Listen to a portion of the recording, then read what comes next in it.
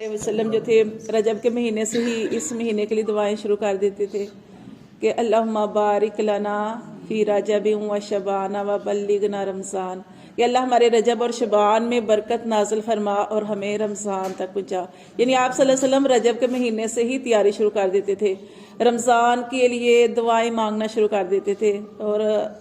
رجب کا مہینہ تو الحمدللہ ختم ہو گیا، اب شعبان کا مہینہ شروع ہو چکا ہے۔ شعبان کا مہینہ جو ہے اس میں نبی صلی اللہ علیہ وسلم بہت زیادہ روزے رکھا کرتے تھے، اتنے زیادہ روزے رکھتے تھے کہ حضرت عائشہ رضی اللہ تعالیٰ عنہ فرماتی ہیں کہ نبی صلی اللہ علیہ وسلم اتنے روزے رکھتے تھے کہ اتنے روزے میں نے آپ کو کسی اور مہینے میں رکھتے نہیں دیکھا۔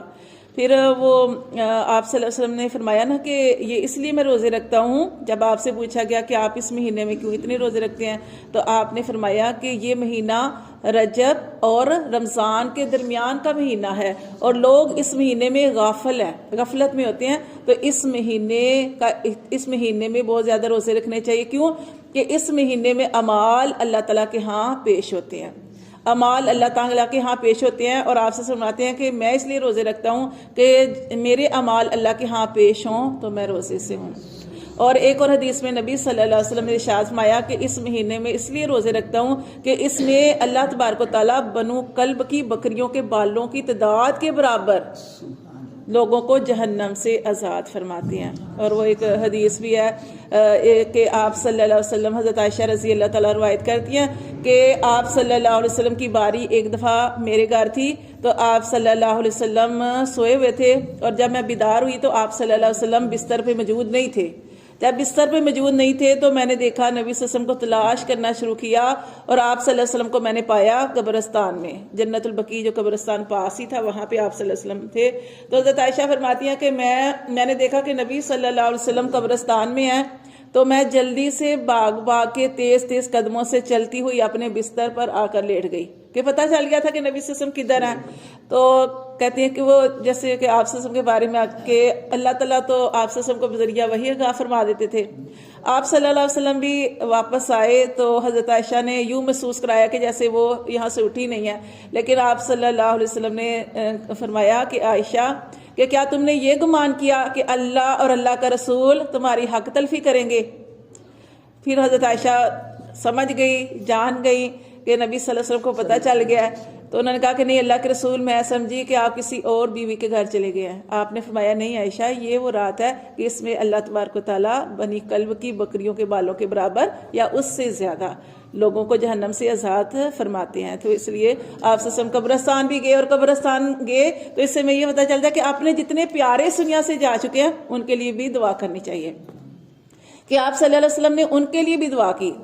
اپنے لیے بھی دعا کریں اور ان کے لیے بھی دعا کریں، اور اس رات میں قیام کرنا چاہیے۔ ضروری نہیں ہے کہ آپ گھر سے باہر نکل کے جتنی آسانی سے اگر گھر میں پڑھ سکتے ہیں، جہاں آپ کو سکون ملتا ہے، اگر آپ کو محفلوں میں سکون ملتا ہے تو جیسے یہاں پہ مدرسے میں اہتمام کیا جاتا ہے تو یہاں بھی آپ آ سکتی ہیں، نہیں تو آپ لوگ اپنے گھروں میں عبادت کر سکتی ہیں، کیونکہ یہ شوہر کی اجازت کے بغیر عورت کہیں نہیں جا سکتی۔ اگر آپ کو شوہر اجازت نہیں دیتا تو اپنے گھر میں اس رات کا قیام کریں، اور یا اس طریقے سے بھی کر سکتے ہیں آپ جتنی آپ سے نماز پڑھنے کے بعد، اس کے علاوہ وہ نفل بھی آپ نے، وہ آپ کو بتاؤں کہ ہو سکتا ہے کہ ویسے ہر سال ہی پڑھتے ہیں، لیکن 6 نفل جو ہیں وہ بھی پڑھنے ہوتے ہیں، وہ درازی عمر کے لیے اور رزق میں برکت کے لیے، اور اللہ بلاؤں سے حفاظت کے لیے، زمینی آسمانی تمام بلاؤں سے حفاظت کے لیے یہ 6 نفل ہیں، یہ 2 کر کے پڑھنے ہوتے ہیں مغرب کے بعد، مغرب کی نماز کے بعد یہ 6 نفل پڑھنے ہوتے ہیں۔ تو یہ اس میں کوئی ایسی بات نہیں ہے کہ دیکھیں رزق کے لیے آپ پڑھے ہیں، درازی عمر کے لیے آپ پڑھے ہیں، اور اللہ تعالیٰ ہمیں جو زمینی آسمانی بلاؤں سے محفوظ فرمائے اس کے لیے آپ نے۔ اور اس میں کیا کرنا ہے کہ جب آپ نے 2 نفل پڑھنے ہیں ویسے ہی پڑھنے ہیں جیسے پڑھتے ہیں، اللہ کے لیے پڑھنے ہیں ہم نے، اور یہ حاجت کے نفل پڑھنے ہیں، اور 2 نفل پڑھنے کے بعد آپ نے ایک دفعہ یاسین سورت یا پھر سورت اخلاص، جو آپ کو آسان لگتا ہے آپ اس طریقے سے پڑھ لیں، دونوں پڑھ لیں بہتر ہے، نہیں تو ایک پڑھ لیں سورت یاسین پڑھ لیں، یا سورت اخلاص قل هو اللہ احد، یہ چھوٹی سی سورت ہے آپ اس کو پڑھ لیں، پھر آپ نے 2 نفل پڑھنے ہیں، پھر اس طریقے سے یہ پڑھ لیں، پھر 2 نفل، یہ 6 نفل آپ نے پڑھنے ہیں۔ اس کے علاوہ جو مین چیزیں ہوتی ہیں نا، وہ مین عبادت وہ ہماری فرائض ہے، کہ آپ یہ نہیں کہ آپ نے نماز نہیں پڑھی عشاء کی تو آپ ساری رات جاگتے رہیں، وہ نفلی عبادت ہے. اگر آپ جاگیں گے تو وہ نفلی عبادت ہے. آپ نے اصل چیز وہ آپ کی فرض نمازیں ہیں. آپ نے اپنی نماز کو پہلے پورا کرنا ہے. فرض جو نماز ہے عشاء کی وہ آپ نے پڑھی. اس کے بعد آپ دیکھیں جو آپ صورتیں پڑھتی ہیں, جیسے نبی صلی اللہ علیہ وسلم پڑھا کرتے تھے سورۃ واقعہ, سورۃ ملک. سورۃ واقعہ تو آپ سے مغرب کے بعد پڑھا کرتے تھے, تو سورۃ ملک پڑھیں, سورۃ رحمان پڑھ لیں, سورۃ یاسین پڑھ لیں. اس طرح کی صورتیں جو ہیں وہ سورۃ فتح پڑھ لیں. یہ کتنی پیاری سورت جو ہم پڑھ رہے ہیں سورۃ نصر, یہ مجھے بڑی اچھی لگتی ہے. یہ سورۃ نصر جو ہے کہ کامیابیوں کے لیے, فتوحات کے لیے اللہ تعالیٰ نے کتنی نبی صلی اللہ علیہ وسلم کو خوشخبری عطا فرمائی کہ تو یہ سورۃ نصر چھوٹی چھوٹی صورت ہے. سورۃ اخلاص کو 3 دفعہ پڑھیں تو 1 دفعہ قرآن مجید کے پڑھنے کا ثواب ملتا ہے. اور یہ چاروں کل جو ہیں یہ ضرور اس کا اہتمام کریں. اگر آپ نے اتنی سی عبادت کی, آپ کو نیند آ گئی, آپ سو جائیں, تو آپ آخری ٹائم اس پہ ضرور اٹھیں اور ضرور اس بات, لیکن کیونکہ ایک رات ہے, اگر نہ سوئیں تو زیادہ بہتر ہے. ویسے ایک بات کر رہی ہوں کہ اگر آپ کو بہت زیادہ نیند آ گئی ہے تو پھر اس میں نبی صلی اللہ علیہ وسلم فرمایا نا کہ جب آپ کے اوپر نیند کا اتنا غلبہ آ جائے کہ آپ کو پتہ ہی نہیں کہ آپ نماز کے اندر یا قرآن پڑھے ہیں تو قرآن میں کیا پڑھے ہیں, تو پھر اس صورت میں آپ اپنی تھوڑی سی نیند جو ہے وہ اس کو پورا کریں گے. لیکن آپ جو ہے اگر اٹھ سکتے ہیں تو ٹھیک ہے, نہیں تو الارم لگا کے جو آخری حصہ ہے اس میں ضرور عبادت کرنی ہے. کیونکہ نبی صلی اللہ علیہ وسلم کی حدیث کا مفہوم ہے کہ اللہ تبارک و تعالیٰ 15 شعبان کی رات, ویسے تو اللہ تبارک و تعالیٰ ہر رات کی آخری پہر, ہر رات کے آخری پہر یعنی تہجد کے ٹائم اللہ تبارک و تعالیٰ آسمان دنیا پر جو آخری آسمان ہے اس پر تشریف لاتے ہیں اور اللہ کی رحمت پکاری ہوتی ہے. لیکن جیسے ہی 15 شعبان ہوتی ہے تو 15 شعبان میں اللہ تبارک و تعالیٰ مغرب کے بعد ہی آسمان دنیا پر تشریف لاتے ہیں اور اللہ تبارک و تعالیٰ کی رحمت پکاری ہوتی ہے. کیا ہے کوئی رزق مانگنے والا کہ اسے رزق دوں, ہے کوئی ہدایت چاہنے والا ہدایت دوں, ہے کوئی مغفرت مانگنے والا اسے مغفرت دوں, ہے کوئی یہ مانگنے والا, ہے کوئی مصیبتوں پریشانیوں سے پناہ مانگنے والا, یعنی جس کو اولاد چاہیے اولاد مانگنے والا, اولاد نافرمان ہے اس کے لیے ہدایت مانگنے والا, یعنی جو بھی آپ کا مسئلہ ہے اس وقت اللہ تعالیٰ کی رحمت جوش میں ہوتی ہے اور اللہ تبارک و تعالیٰ کی رحمت پکار ہی ہوتی ہے کہ ہے کوئی اپنے مصیبتوں پریشانیوں سے پناہ چاہنے والا تو آ جائے تو میں اسے ساری چیزیں عطا فرماؤں. تو یہ اس رات میں اس لیے کہ ویسے تو اللہ تبارک و تعالیٰ آپ جانتے ہیں کہ جب بچہ ماں کے پیٹ میں ہوتا ہے تو اللہ تبارک و تعالیٰ اس کا سارا کچھ لکھ دیتے ہیں نا. ایک فرشتہ آتا ہے تو اس کا رزق عمر لکھ دی جاتی ہے, کس زمین پہ مرے گا وہ بھی لکھ دیا جاتا ہے, وہ خوش بخت ہوگا بدبخت ہوگا وہ بھی لکھ دیا جاتا ہے, سارا کچھ لکھ دیا جاتا ہے. ہماری زندگی ہمارے پیدا ہونے سے پہلے اللہ نے ہماری تقدیر ساری لکھ دی ہے. تقدیر لکھ کے قلم خشک ہو گیا, اب لکھ دیا وہ اللہ کے پاس ہے لوح محفوظ میں. لیکن جو ہماری تقدیر کا 1 سال کی لسٹ فرشتوں کو دے دی جاتی ہے اس رات میں. اس رات میں ایک رات, ویسے تمہاری جتنی زندگی ہے 60 سال ہے 70 سال ہے, اس سے لمبی ہے یا اس سے کم ہے, تو ہماری زندگی اللہ نے ہر چیز ہماری لکھ دی ہے. لیکن ہمارے 1 سال کی جو لسٹ ہے کہ ایک پورے سال کے اندر ہم نے حج کرنے ہیں, عمرے کرنے ہیں, ہمیں رزق ملنا ہے نہیں ملنا, نقصان ہونا ہے, خوشیاں ملنی ہیں, حادثات ہونے ہیں یا پناہ اللہ تعالیٰ نے ساری چیزوں سے دینی ہے, یہ سارا کچھ لکھ دیا جاتا ہے. اس لیے اس رات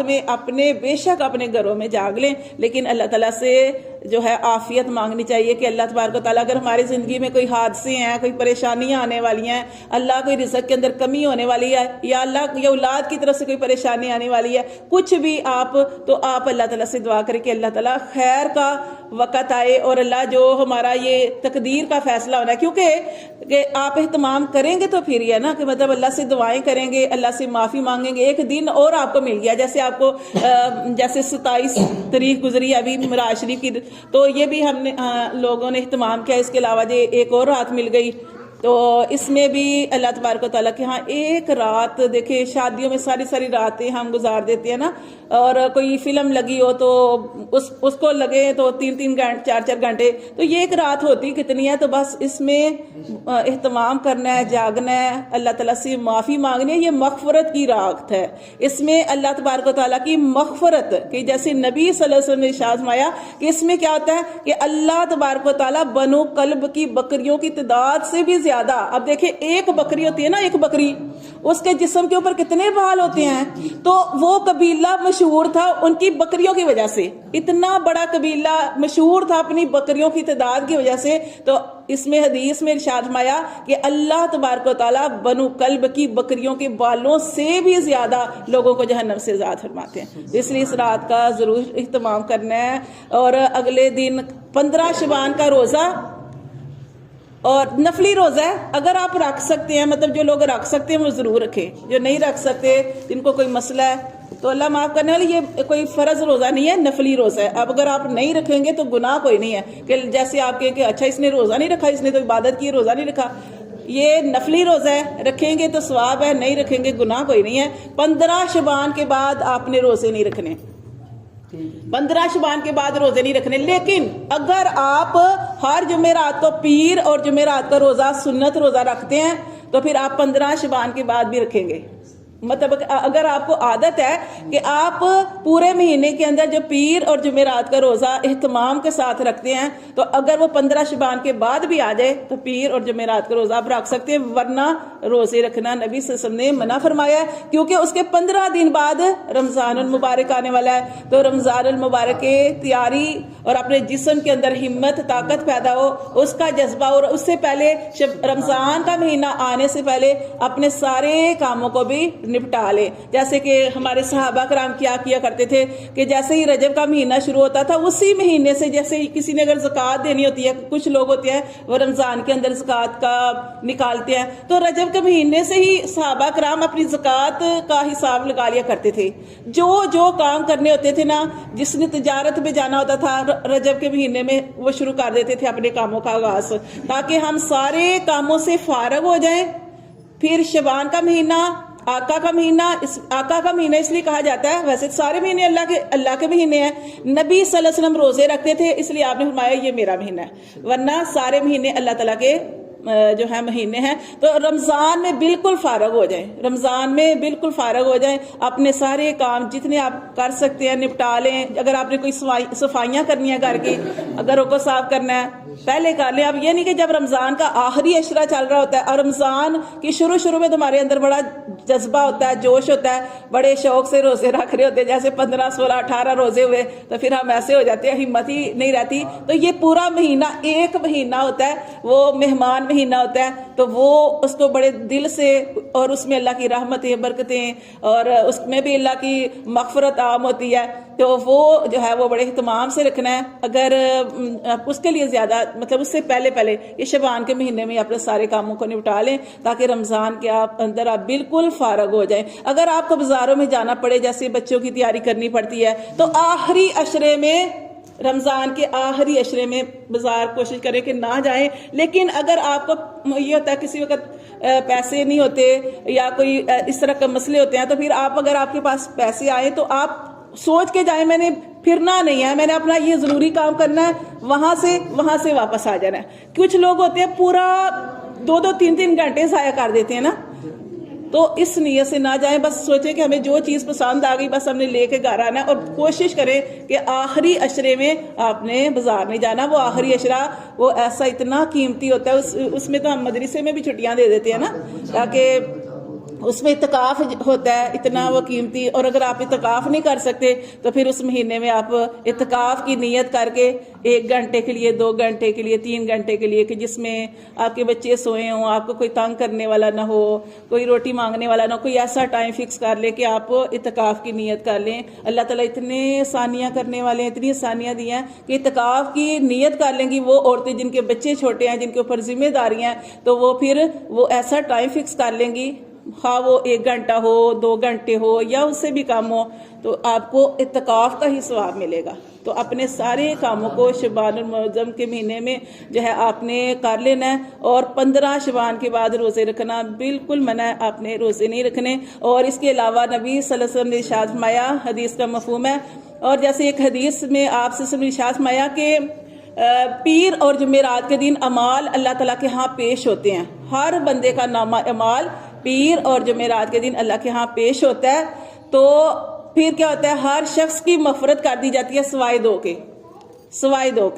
دو کے, ایک مشرک کی بخشش نہیں ہوتی جو شرک کرنے والا ہے، اور دوسرا جو اپنے دل کے اندر کینہ رکھتا ہے. تو اس لیے اپنے دلوں کو بھی صاف کرنا ہے. غصے ہوتے ہیں ہمارے دلوں کے اندر، تو یہ ساری چیزیں جب تک ہم مطلب نہیں نکال لیں گے، تو جیسے ہم کل بھی پڑھے تھے کہ اللہ تعالیٰ سے ڈرتے ہوئے، جیسے قرآن میں سورۃ نساء ہم نے شروع کی، اس آیت کے اندر پہلی ہی آیت کے اندر اللہ تعالیٰ نے ایک چیز کو 2 دفعہ کہا کہ اللہ سے ڈرو. جب آپ اللہ سے ڈریں گے نا، جب ہم اللہ سے ڈریں گے نا، پھر ہم بدلہ نہیں لیں گے. مطلب کوئی برا کر رہا ہے، کیونکہ زندگی بہت مشکل ہے، یعنی اگر آپ دوسروں کے حساب سے گزاریں گے تو زندگی بہت مشکل ہے. کہ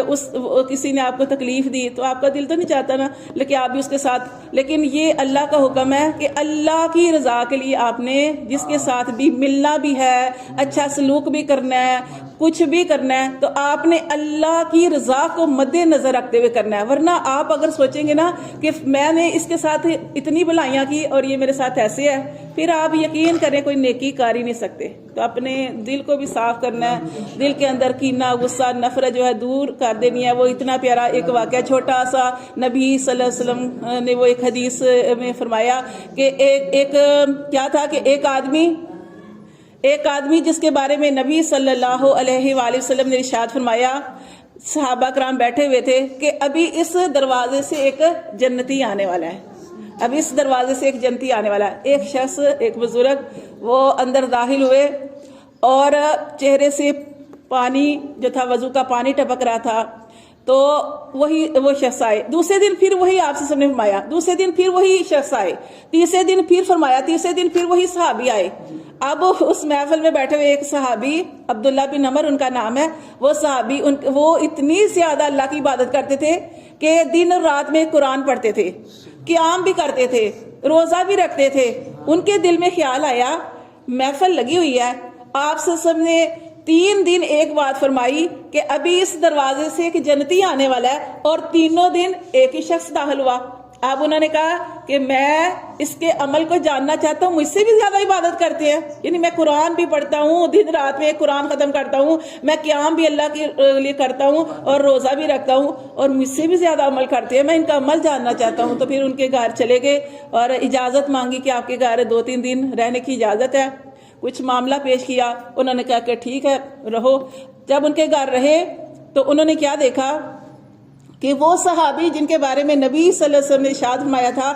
کہ یہ جنتی ہیں، اور 3 دن ایک چیز کی خوشخبری سنائی کہ یہ جنتی ہیں، یہ جنتی ہیں، یہ جنتی ہیں. تو وہ صحابی جو تھے وہ دیکھنا چاہتے تھے کہ ان کا کون سا عمل ہے کہ جس کی وجہ سے نبی صلی اللہ علیہ وسلم نے ان کو جنتی کہا. تو وہ اس رات ان کے ساتھ ہی لیٹے ہوئے تھے بستر پہ، تو وہ دیکھنا چاہتے تھے اور انہوں نے ایسے چھپ چھپ کے دیکھ رہے تھے کہ یہ رات کو اٹھتے ہیں کہ نہیں اٹھتے. لیکن وہ صحابی جن کے بارے میں کہا کہ یہ جنتی ہیں، وہ ساری جو انہوں نے نماز پڑھی، فرض نماز پڑھی، وہ سونے کی دعا پڑھی اور سو گئے. اب جیسے وہ صحابی، وہ دوسرے صحابی ساری رات جاگتے رہے کہ کیا اٹھ کے رات کو قیام کرتے ہیں، اٹھ کے کیا کرتے ہیں، پڑھتے ہیں نہیں پڑھتے ہیں. تو لیکن کیا ہوا کہ انہوں نے دیکھا پوری رات وہ جاگے، انہوں نے دیکھا کہ وہ صحابی جو سوئے وہ صبح کے وقت اٹھے. کوئی انہوں نے ان کو دیکھا نہیں ہے کہ انہوں نے کوئی نفلی عبادت بھی کی ہے، کوئی نفلی عبادت نہیں کی. بس یہ تھا کہ جب وہ کروٹ بدلتے تھے تو اللہ اکبر کہتے تھے، بس اس کے علاوہ کچھ بھی نہیں. اٹھے پھر نماز ہوئی، فرض نماز، صبح اٹھ کے انہوں نے فرض نماز پڑھی. وہ صحابی بڑے پریشان ہوئے، یہ ان کا عمل تھا. اور صبح بھی بس وہ فرض نماز پڑھتے تھے اور کوئی ان کا عمل نہیں تھا کہ راتوں کو قیام کر رہے ہیں، ایسا کچھ بھی نہیں تھا. پھر دوسرا دن گزرا، تیسرا دن گزرا، وہ ایسے ہی جیسے پہلی رات گزری ویسے ہی 3 راتیں ایسے گزر گئی. اس صحابی کو انہوں نے کوئی نفلی عبادت کرتے نہیں دیکھا. جب وہ جانے لگے 3 دن گزر گئے، 3 دن 3 راتیں گزری. انہوں نے کہا کہ اب کتنا رہ سکتا ہوں. وہ اپنے گھر جانے لگے تو جاتے ہوئے ایک بات ان سے کہی کہ میں تو آپ کے گھر صرف اس لیے آیا تھا کہ میں آپ کا عمل دیکھنا چاہتا تھا، لیکن مجھے تو آپ کا کوئی ایسا عمل، مطلب سوائے آپ فرائض کے، جو آپ فرائض کرتی ہیں، فرائض کے علاوہ کوئی آپ کا عمل نظر نہیں آیا. پتہ نہیں نبی صلی اللہ علیہ وسلم نے آپ کو 3 دن ایک چیز کی وہ خوشخبری سنائی کہ یہ شخص جو ہے جنتی ہے. تو میں صرف یہ دیکھنا چاہتا تھا. تو انہوں نے کہا کہ بیٹا اور تو میرے پاس کوئی عمل نہیں ہے، بس یہ ہے کہ جیسے میں سوتا ہوں تو ساری اپنے دل سے کینے، غصے، نفرتیں ختم کر کے سوتا ہوں، سب کو معاف کر کے سوتا ہوں. یہ میرا کہ اپنے دل میں کسی کے لیے برا پن نہیں رکھتا، برائی نہیں رکھتا. تو پھر انہوں نے کہا کہ شاید یہی بات تھی کہ آپ صلی اللہ علیہ وسلم کو آپ نے یعنی آپ صلی اللہ علیہ وسلم نے آپ کو جنتی ہونے کی خوشخبری سنائی تھی. تو یہ ہے کہ اصل چیز جو ہے نا حقوق اللہ ہوتا ہے اللہ کی عبادت. یعنی اللہ اس کے بارے میں نبی صلی اللہ علیہ وسلم نے ارشاد فرمایا کہ اللہ جسے چاہیں گے معاف کر دیں گے، لیکن حقوق العباد میں کوتاہی اللہ تعالیٰ معاف نہیں کریں گے. اگر آپ نمازیں پڑھ رہے ہیں، سارے اچھے کام کر رہے ہیں، روزے بھی رکھ رہے ہیں، قیام بھی کر رہے ہیں، لیکن اگر کسی کا حق مار رہے ہیں تو وہ بہت سخت کبیرہ گناہ ہے. یہ کبیرہ گناہ کے اندر آتا ہے کہ دیکھیں نبی صلی اللہ علیہ وسلم نے ارشاد فرمایا، صحابہ کرام سے پوچھا کہ مفلس کون ہے، مفلس کون ہے؟ تو صحابہ کرام نے کیا فرمایا؟ صحابہ کرام نے عرض کی اللہ کے رسول مفلس وہ ہے جس کے پاس مال و دولت نہیں. آپ نے فرمایا نہیں، مفلس وہ نہیں ہے کہ جس کے پاس مال و دولت نہیں، بلکہ وہ مفلس ہے جو قیامت والے دن اتنے اعمال لے کے آئے گا، اس کے نامہ اعمال میں روزے ہوں گے، قیام ہوگا، عبادات ہوں گی، نماز ہوگی، حج ہوں گے، عمرے ہوں گے، ہر عبادت اس کے نامہ اعمال میں ہوگی، لیکن اس نے کسی پر ظلم کیا ہوگا، کسی کا حق دبایا ہوگا، کسی کے ساتھ بے انصافی کی ہوگی، کسی کے ساتھ غلط معاملے کیے ہوں گے، تو اس کی ساری نیکیاں اس شخص سے لے لی جائیں گی، اور جن کے ساتھ اس نے برا سلوک کیا، ظلم کیا، زیادتی کی، وہ ساری نیکیاں ان لوگوں کو دے دی جائیں گی. اور پھر بھی اس کے ظلم زیادتیاں زیادہ ہوں گے تو پھر اب کیا ہوگا؟ پھر ان لوگوں کے گناہ جو ہوں گے وہ اس کے اوپر ڈال دیے جائیں گے. اور یہ ہے مفلس کہ اتنی جتنی نیکیاں پہاڑ کے اوپر اس کی نیکیاں رکھی جائیں، پہاڑ دب جائے، لیکن اس نے ظلم زیادتی کے معاملے کیے ہوں گے تو اس کی ساری نیکیاں ختم ہو جائیں گی، لوگوں کے گناہ اس کے اوپر ڈال دیے جائیں گے، اور یہ مفلس ہے. تو اصل مین چیز یہی ہے کہ جو بہت زیادہ مشکل بھی کام ہے، اور اسی کو کرنے کے اوپر اجر ہے کہ نماز روزے، ہم کہتے ہیں نا کہ یہ نماز روزہ کئی لوگ یہ بھی نہیں رکھتے ویسے تو، لیکن جن کو اللہ توفیق دیتا ہے وہ نماز روزہ ان ساری چیزوں کا اہتمام کرتے ہیں، اچھی بات ہے. لیکن ساتھ ساتھ جو لوگوں کے حقوق ہیں، کسی کے اوپر ظلم نہ کریں. آپ کی وجہ سے، ہماری وجہ سے، زبان سے، ہاتھوں سے، کسی وجہ سے، ہماری وجہ سے کسی کو تکلیف نہ پہنچے، تو یہ چیز بھی جو انسان کے اندر ہونی چاہیے. تو اصل چیز یہی ہے کہ یہ ہم کریں گے تاکہ ہم بالکل پاک صاف ہو جائیں. تو اپنے دل میں کسی کے لیے میل نہ رکھیں، تاکہ جو رمضان کا مہینہ آنے والا ہے اس میں پھر ہم آرام سے دل جمی کے ساتھ جو ہے وہ اللہ کے اس پاک مہینے میں شامل ہو جائیں اور عبادت کریں. بس